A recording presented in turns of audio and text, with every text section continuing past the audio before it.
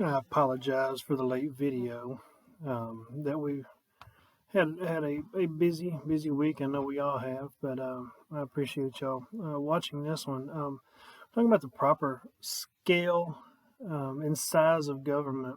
Aristotle argued for a republic to be effective, it must be small, or for it to be manageable, it must be small. Small. In the Republic, Plato presents an argument for the ideal state. He says there's three classes of people. There's the guardians who rule the state, the auxiliaries who defend the state, and then there's the producers who produce um, uh, the goods for the state. And those are basically the three classes they've got. But for this ideal state to function properly, the individuals in that state must pursue excellence. He argued that the soul had three major aspects: the reason, which seeks truth as excellence; spirit, which seeks honor as excellence; and appetite, which seeks excellence through desire and emotion. Um, Numerous political thinkers, political philosophers, including Hobbes, as has been discussed here, John Locke, and others, argued that human depravity is the main need for government. The only reason government exists is because the soul of the person is inclined to do evil, and so government is there to curb that those evil acts. And we put those three things together. The size of government, the size of how a government should look, of what a government is, and then the individual in there. Uh, for a government to be effective, it must be small, it must be governed, and those that are governed must actively try to do good.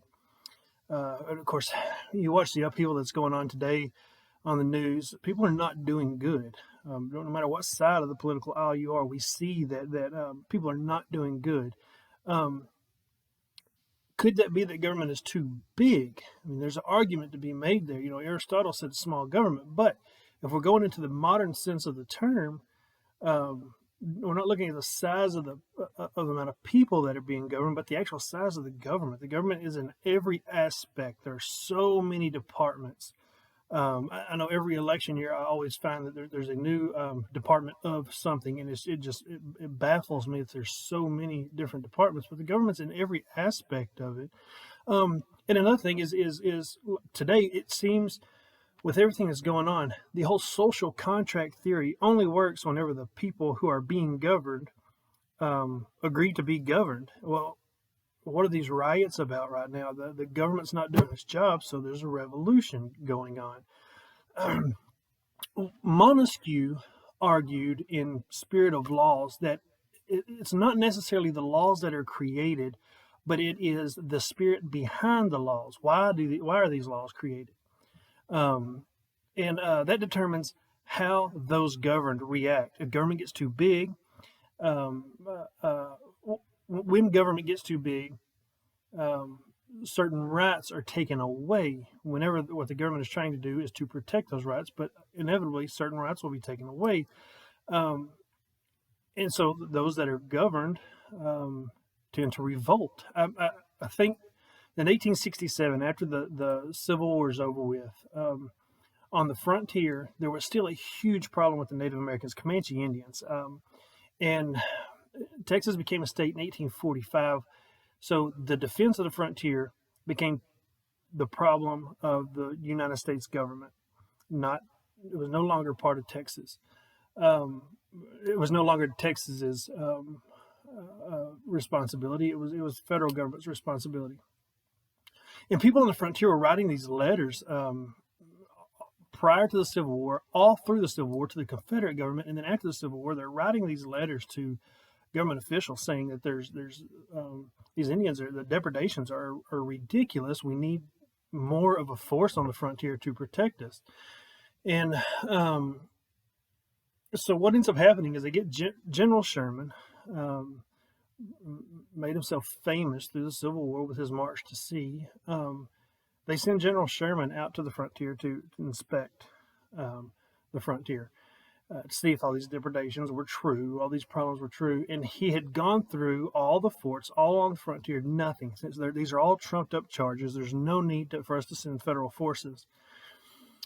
Well, he gets on this one prairie, going to his very last fort. He crosses on what they call Dead Man's Crossing. He crosses through there and he goes to a fort, Fort Richardson. While he's at Fort Richardson, a few hours later after he arrives, this rider comes in who has been just beaten and bruised.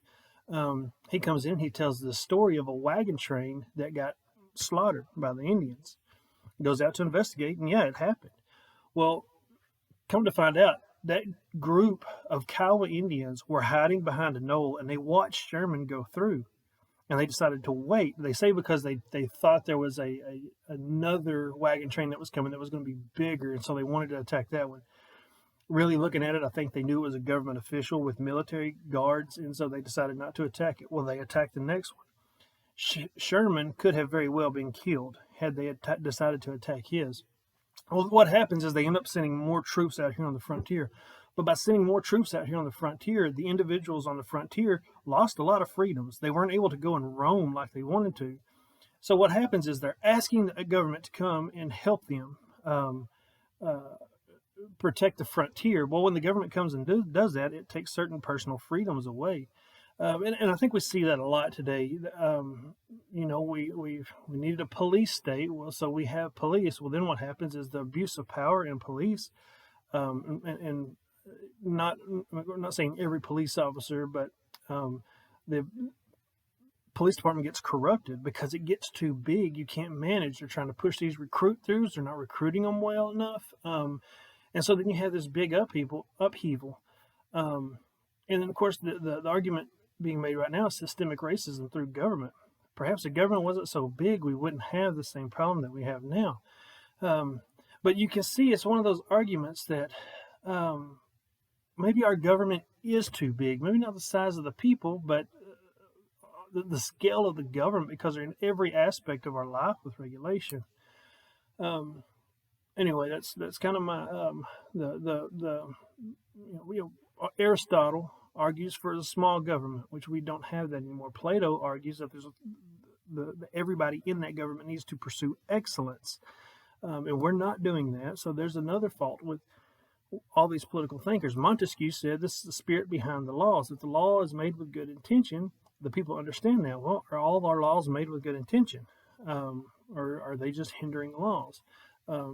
Anyway, that's just kind of my thoughts on the proper scale, size of government. Really enjoyed the class. I appreciate y'all watching.